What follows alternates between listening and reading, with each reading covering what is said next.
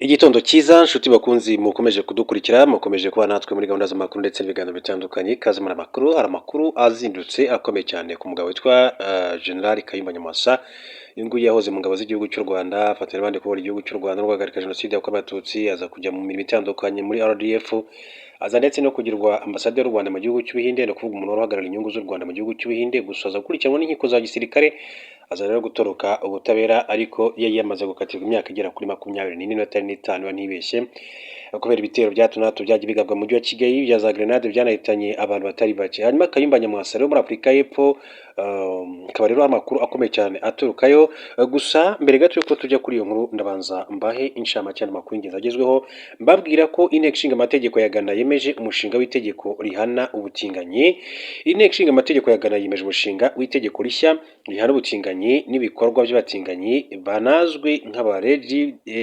LGBTQ kuvuga kuri umutinganyi bishobora kandi guhanishwa gufungwa imyaka igera kuri 3 uwo mushinga w'itegeko umarimo ingingo y'inshingano yo kumenyesha polisi ibikorwa bibujijwe n'amategeko kuva asubiye ku butegetsi mwaka ushize abakuru b'amadini bokeje igitutu Perezida John Dramani Mahama ugikeneye kwemeza iryo tegeko kugira ngo yongerere imbaraga amategeko ahana abatinganyi ko guca ubutinganyi kwamaganwe bikomeye cyane imiryango mpuzamahanga irimo n'umuryango uharanira uburenganzira bwa muntu Human Rights Watch wavuze ko iryo tegeko rishyira mu kaga ubuzima bw'abatinganyi ndetse ko rishishikariza abaturage kugenza cyangwa se kuneka ndetse no kuregana nk'uko byavuzwe imibonano y'ibitsina bimwe yaraciwe muri Ghana hashingiye ku mategeko yo mu gihe cy'ubukoloni bw'Ubwongereza mu ijambo yagejeje ku nteko ishinga amategeko uwatanze uwo mushinga Reverend John Tim for du jour yavuze ko umushinga w'itegeko urinda umuryango wa Ghana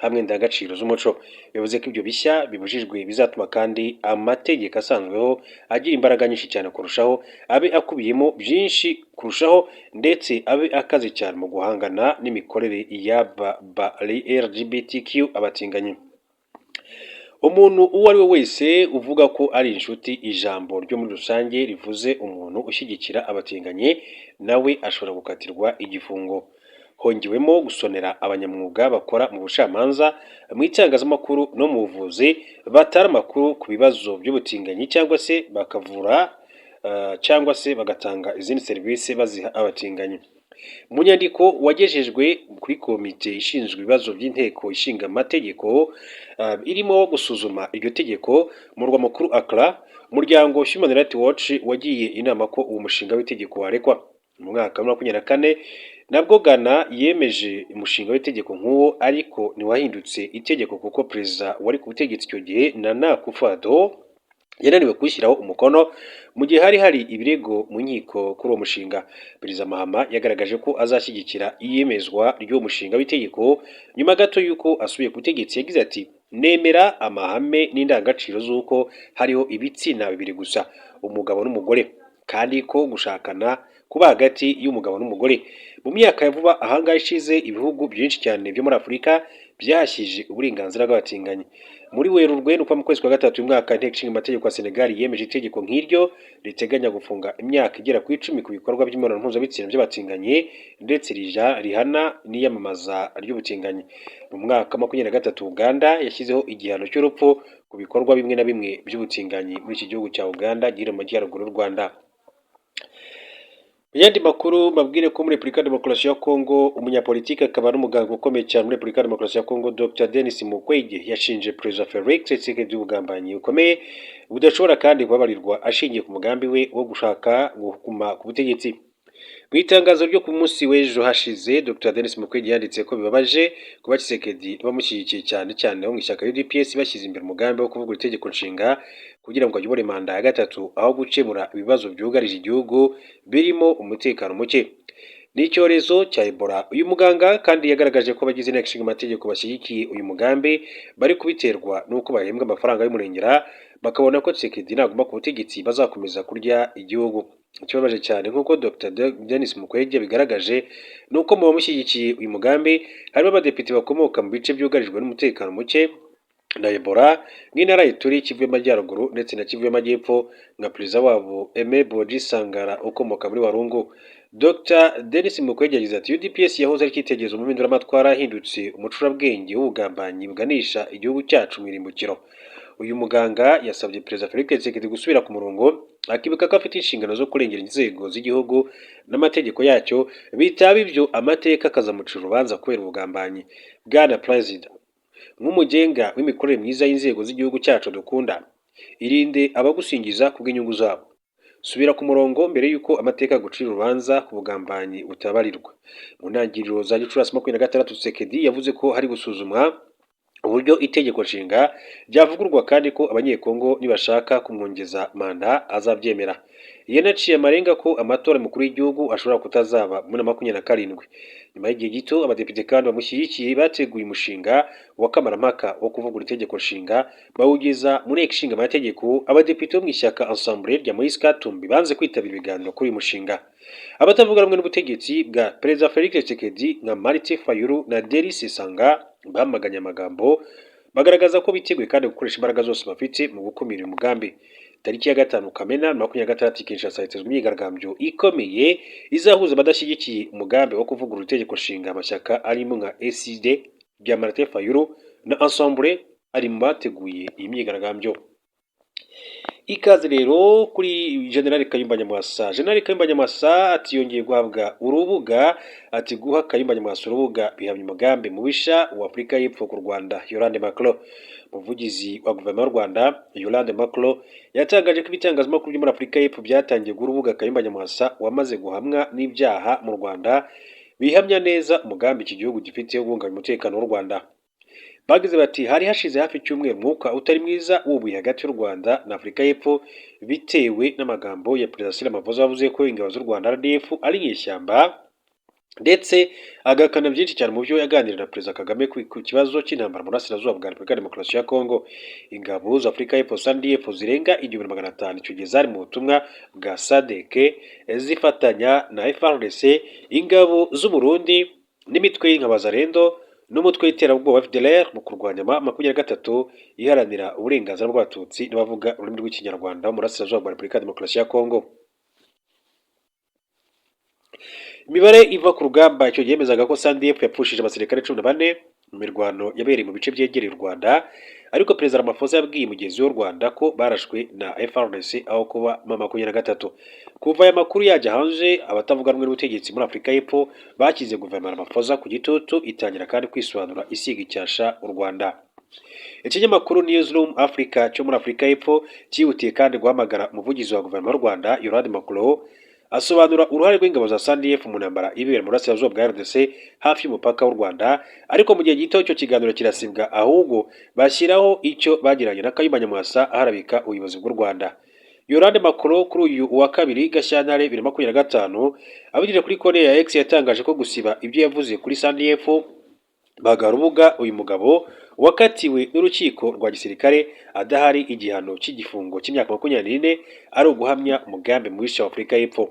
Ati turabasaba rero gusobanurira abaturage impamvu inzego zanyu ziri kurwana intambara ya Tshisekedi, kongera guha rugari uyu munyabyaha ushakishwa n'ubutabera ukingirwa ikibaba na Afurika y'Epfo n'indi gihamya umugambi wa leta yanyu wagunganya umutekano w'u Rwanda. Ingabo za SANDF zifatanyije ku rugamba n'iza FARDC na FDLR bifite umugambi wo gutera u Rwanda no guhirika ubutegetsi nk'uko byagiye kandi bitangazwa na Perezida Tshisekedi mu bihe byashize, bikanahamywa kandi bamwe mu bagiye bayitandukanya n'imitwe yitwaje intwaro irwana mu ngabo za leta. Minisitiri w'Ububanyi n'Amahanga w'Ubutwererane Ambasaderi Vivien Nduhungirehe yaretse kubwira CIBC ko n'ubwo Afurika y'Epfo n'u Rwanda bidahana imbibi, ingabo zayo nizifatanya n'abashaka kurugarbaho ibitero bazahangana nabo. Kayumba Nyamwasa uyobora umutwe wa RNC yahamijwe ibyaha n'urukiko rwa gisirikare adahari muri ku itariki ya 14 Mutarama 2011. Ibyaha yakoze birimo gushinga umutwe w'iterabwoba, kugerageza kandi guhungabanya umutekano w'igihugu, kutubahiriza amategeko n'ibindi, nyuma yo kugaba ibitero bya grenade mu mujyi wa Kigali mu bihe bitandukanye muri 2010 byahitanye ubuzima bwa benshi. Raporo zitandukanye mu myaka ishize zagaragaje ko Kayumba Nyamwasa yari yaratangiye kandi kwegeranya abarwanyi muri burasirazuba bwa RDC mu mugambi wo kuzatera u Rwanda. Macron ati ntituzatuma ibyo bibaho. Hashize igihe u Rwanda kandi uramya ko ubwirinzi bwashyizwe ku mipaka iruhuza na RDC butazahava mbere y'uko umutwe wa FDLR kandi urandurwa, ndetse no havanweho imitwe y'ingabo ishaka kandi kurungabanyiriza umutekano nk'uko bikomeza kugenda bishimangira. Reka rero tuve kuri iyi nkuru tukomeze turebe n'andi makuru atandukanye akomeje kugenda avugwa, tuje kuri Ambasaderi Olivier Nduhungirehe, akaba ari Minisitiri w'Ububanyi n'Amahanga w'u Rwanda, akaba rero yaravuze kuri kandidatire Madame Louise Mushikiwabo RDC n'ingabo muri Cabo Delgado. U Rwanda rwashimangiye ko rushyize imbere diplomasi yubaka umutekano w'akarere n'ubufatanye mpuzamahanga butanga umusaruro, rugaragaza aho ruhagaze kuri Francophonie, mu gihe kandi habura igihe gito ngo habe amatora, aho rusaba ibihugu kuzatora Madame Louise Mushikiwabo agakomeza kuyobora umuryango. Ingingo y'umutekano mu karere, amatora ya Francophonie, ubufatanye bw'u Rwanda na Mozambique ni bimwe mu byagarutsweho na Minisitiri w'Ububanyi n'Amahanga Olivier Nduhungirehe mu biganiro yagiranye n'abadiplomate bahagarariye ibihugu byabo mu Rwanda. Ni ibiganiro u Rwanda rwanasobanuriye ingamba zarwo mu kwirinda icyorezo cya Ebola gikomeje kwiyongera muri Repubulika ya Demokarasi ya Kongo no muri Uganda, rwasobanuye ingamba zashyizwe ku mipaka mu kugenzura abinjira ndetse n'ibindi. Amatora igomba kuyobora OIF azaba mu Gushyingo muri Cambodia. Louise Mushikiwabo niwe u Rwanda rwatanze umukandida muri manda itaha kugira ngo akomeze ayobore. Mu nama minisitiri bagize umuryango wa Francophonie yabereye i Kigali mu Gushyingo 2025, ibihugu byinshi byasabye ko Louise Mushikiwabo yongera kwiyamamaza bikazamutorera gukomeza kuyobora uyu muryango muri manda ye ya gatatu. Muri Mutarama 2026 uyu mwaka nibwo u Rwanda rwatanze Louise Mushikiwabo kumukandida ku mwanya w'umunyamabanga mukuru wa Francophonie. Yatangiye manda ya mbere muri 2018, yongera kandi gutorerwa iya kabiri mu Gushyingo 2022. Minisitiri Nduhungirehe yashimye ubuyobozi bwa Louise Mushikiwabo, avuga ko bwatumye uyu muryango urushaho kandi kugira ijambo n'agaciro ku rwego mpuzamahanga. Louise Mushikiwabo yazamuye la Francophonie ayishyira ku rundi rwego ku buyobozi bwe. Uyu muryango kandi wabonye umwanya ukwiriye ku meza afatirwaho ibyemezo ku ngingo zijyanye no guhangira imirimo urubyiruko, imiyoborere ishingiye kuri demokarasi, ubukungu, umuco, uburinganire ndetse no guteza imbere ururimi rw'igifaransa. Kwakira kandidatire ku mwanya w'umunyamabanga mukuru w'umuryango w'ibihugu bivuga igifaransa byarangiye tariki ya 15 Gicurasi muri Kamena, kandi hazaba inama y'abaminisitiri idasanzwe abakandida bazamurika imigabo n'imigambi yabo, hanyuma abaminisitiri bashyire hamwe ingingo z'ingenzi zijyanye n'ibyo abo bakandida kandi bagaragaje, bazimenyeshe abakuru b'ibihugu bazitabira inama yo mu Ukuboza izakorerwamo amatora. Mu bakandida batanze kandidatire harimo Juliana Amato Lumumba, umukobwa wa Patrice Lumumba watanzwe na RDC. Babikurikiranira hafi bavuga ko kandidatire ye itari igamije kandi ikindi usibye gushaka guhangana Mushikiwabo bishingiye ku mubano mubi u Rwanda rufitanye na RDC. Undi mukandida ni uwitwa Dacian Cioloş wabaye minisitiri w'intebe wa Romania, undi ni Kumba Bey, umujyanama wa perezida wa Mauritania mu bijyanye n'umutekano mu karere. Minisitiri Nduhungirehe yongeye kandi gushimangira ko u Rwanda rwifuza ko ibibazo rufitanye na RDC byakemuka mu buryo butabogamye kandi baganisha ku musaruro kugira ngo amahoro aboneke mu karere. Yavuze ko umuryango mpuzamahanga n'abafatanyabikorwa bose bakwiye kandi kwegera guverinoma ya Kongo mu buryo kandi bwubaka bugamije kuyifasha gushyira mu bikorwa ibyo yiyemeje mu nzira z'amahoro zisanzweho. Ati u Rwanda rurasaba umuryango mpuzamahanga n'abafatanyabikorwa bose kuganira na RDC mu buryo bwubaka bugatanga umusaruro ufatika mu gushyira mu bikorwa uruhare rwayo mu byo biyemeje. Yaburiye ko kudashyira igitutu gikwiye kandi kitagize uruhande kibogamiraho byaba bisa no gushyigikira inzira ya gisirikare RDC ikomeje kandi guhitamo aho kubahiriza amasezerano yasinywe. Ati kutabikora byaba ari ugushyigikira uburyo bwa gisirikare bwa Repubulika ya Demokarasi ya Kongo, hatabayeho kandi igitutu kidafite aho kibogamiye no gukurikirana ishyirwa mu bikorwa by'ibyemeranyijweho. Ati dushobora kandi gushyiraho uburyo n'impamvu zatuma kandi habaho amatora amahoro arambye mu karere k'ibiyaga bigari. Kuva ibihugu byombi kandi byasinyana amasezerano y'amahoro, guverinoma ya RDC irimbanyije imirwano n'umutwe wa M23 mu gihe kandi hariyemejwe ko hashyirwa imbere agahenge hakaba ibiganiro by'amahoro. Minisitiri Nduhungirehe kandi yanagarutse ku bufatanye bw'u Rwanda na Mozambique mu by'umutekano.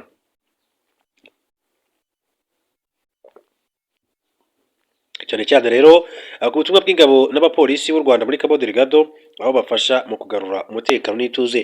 Yavuze ko uyu mwaka u Rwanda rwafashe icyemezo cyo gukorana gusa na guverinoma Mozambique, ari nayo ishaka kandi izakomeza kandi gushaka inkunga ikenewe mu gushyigikira ubutumwa bw'ingabo n'abapolisi b'u Rwanda muri Cabo Delgado. Nyuma y'uko umuryango umwe bw'Uburayi kandi witambitse binyuze mu bihugu bibiri ari by'Ubudage n'Ububiligi witambitse inkunga miliyoni 20 z'amayero yatangwaga mu bikorwa byo kurwanya ibyihebe. Uyu mwaka u Rwanda rwafashe icyemezo cyo gukorana gusa na guverinoma Mozambique, yabonye kandi izakomeza kandi kubona inkunga ikenewe ku ngabo n'abapolisi b'u Rwanda bari muri Cabo Delgado. Ubufatanye hagati ya guverinoma zombi bwatanze umusaruro kugeza ubu kandi uzakomeza kugenda neza no mu gihe kiri imbere. U Rwanda rero rumaze imyaka 5 rwohereje ingabo n'abapolisi muri Mozambique ku butumire bw'icyo gihugu guhera mu ntangiriro za Nyakanga 21. Ubu butumwa bugamije gufasha Mozambique guhashya imitwe y'iterabwoba n'inyeshyamba mu ntara ya Cabo Delgado. Kuva ubutumwa kandi bwatangira bumaze gutanga umusaruro ukomeye kuko ibyihebe byari byarigaruriye iyi ntara byashyizwe ku kigero gikomeye cyane mu bice bigenzurwa n'u Rwanda, abaturage bakongera kandi gusubira mu byabo. Akaba rero ari ikiganiro cyabereye ku cyicaro cya Minisiteri y'Ububanyi n'Amahanga, bikanakiyoborwa na Minisitiri w'Ububanyi n'Amahanga w'u Rwanda Ambassadeur Olivier Nduhungirehe, ageza kuri aba bahagarariye ibihugu byabo n'abadiplomate bahagarariye ibihugu byabo mu gihugu cy'u Rwanda. Hanyuma tugiye kuri uyu mugabo abafite ingengabitekerezo n'ubundi ati RDF yarabatsinze. Lieutenant Colonel Dr Harerimana, uyu ni umuyobozi ushinzwe ikoranabuhanga muri Minisiteri y'Ingabo. Lieutenant Colonel Dr Gaspard Harerimana yagaragaje ko abagifite ingengabitekerezo jenoside n'ubundi batsinzwe n'igisirikare cy'u Rwanda kandi ko bazakomeza gutsindwa, bityo ko nta bakwiye gutera ubwoba nubwo bigiteye impungenge, ati kuba akigaragara rero abanyarwanda bayifite. Yabigarutseho mu kiganiro yatanze mu ihuriro ry'urubyiruko igihango cy'urwungano ryabaye ku itariki 30 Gicurasi 2026. Lieutenant Colonel Dr Gaspard Harerimana yagaragaje ko kwinjira mu ngabo z'u Rwanda ari igihango yagiranye nazo nyuma yo kurokoka jenoside yakorewe Abatutsi. Icyatumye ngirana igihango na RPA ni uburyo narokotsemo, byatumye umunsi niyemeza kuba umusirikare. Nabaye umusirikare ku mutima mu 1994, ariko kuko nari mfite imyaka 13 gusa nararindiriye imyaka iruzura ninjira muri RPA muri 2002. Yasobanuye ko RDF kuri we yabaye nk'umuryango kurusha uko yabibona nk'akazi gasanzwe. Akigera mu gisirikare yaje kubona amahirwe yo kujya kwiga mu mahanga, kuri afite impamyabumenyi y'ikirenga mu bijyanye na Artificial Intelligence yakuye muri Seoul muri Korea y'Epfo. Yagaragaje ko kuba rero hari abagifite ingengabitekerezo ya jenoside bidateye ubwoba nubwo ari impungenge, kandi ko abo ikigaragaramo ari abatsinzwe. Ati abantu benshi rero bari muri RDF nabavuye mu cyo nakwita kwigira, ntabwo ari abantu babona ikintu cyose ngo bagize ubwoba. Ikindi ati uzasanga abo bantu bafite ingengabitekerezo n'ubundi RDF isanzwe yarabatsinze, ni ukuvuga ngo rero ntabwo ari bashya. Wenda icyo babona uyu munsi ni ubufasha bw'abantu nabo batishoboye bamwe na bamwe. Yakomeje agira ati ntabwo rero twakoresha ijambo ko biteye ubwoba, ahubwo numva twakoresha ijambo kuba biteye inkeke dukurikije amateka. Ati biratangaje kubona umuntu w'umunyarwanda waciye mu byo twumvise yaba agifite ingengabitekerezo n'umugambi wo kugira ngo dusubire hahandi. Murumva ko biteye inkeke nubwo bidateye ubwoba. Yasobanuye ko mu gihe kandi urubyiruko rw'u Rwanda rwaba rwiteguye guhangana n'abagifite ingengabitekerezo ya jenoside rutabura kubatsinda. Ati twebwe nk'abanyarwanda cyane cyane urubyiruko turamutse kandi twiteguye, ntabwo mpamya ko ingengabitekerezo ifite ingufu nyinshi zo kudutsinda. Yasobanuye ko mu gihe urubyiruko kandi ruhagarara rushikamye mu kurwanya ingengabitekerezo ya jenoside idashobora kandi kurutsinda. Arusaba guharanira kumenya amateka y'igihugu, kurwanya ingengabitekerezo no kwisukura rukagira ingengabitekerezo nziza. Yarusabye kugira ikinyabupfura n'imyitwarire myiza kuko aribyo bizabafasha kandi mu kurinda ibyagezweho. Uruhare rusigaye ni urubyiruko rufite ikinyabupfura. Igihe tudafite ikinyabupfura twasanga n'ibyagezweho tubisenye cyangwa se tukareka ababisenya bakabisenya. Birasaba ko urubyiruko rufata inshingano. Ni inshingano zacu kugira ngo rero dufatire aho ngaho, tugirane igihango n'igihugu. Uwo ari we wese amateka waciyemo ayo ari yo yose, warababaye, warishimye, wahuye n'ibibi, ati uwo ari we wese biramureba. Lieutenant Colonel Dr Gaspard Harerimana yagaragaje ko uko isi igenda itera imbere, abantu bashobora kandi kurwanira igihugu mu buryo butandukanye bagamije kurinda igihugu bidasabye kuri baterura imbunda. Ashimangiye ko ari urugamba rwa buri wese guhangana n'ingengabitekerezo ya jenoside hifashishijwe ikoranabuhanga n'imbuga nkoranyambaga zitandukanye. Impuguke mu bijyanye rero n'ikoranabuhanga by'umwihariko ubwenge buhangano, yashimangiye ko ikoranabuhanga riri kugenda kandi riyobora isi mu nzego zose ndetse no mu gisirikare riri kugira uruhare rukomeye. Yavuze ko abato bakwiye kandi kugirana igihango n'igihugu mu kurinda ibyagezweho, rukagira kandi n'uruhare mu gukomeza kubaka iterambere. Yamaze impungenge batekereza ko abasirikare bakoze amateka yo kubohora igihugu bari gusaza bakibaza ahazaza ha RDF. Yemeza ko ntawe bakwiye gutera impungenge kuko ibiri gukorwa bigirwamo uruhare n'abato.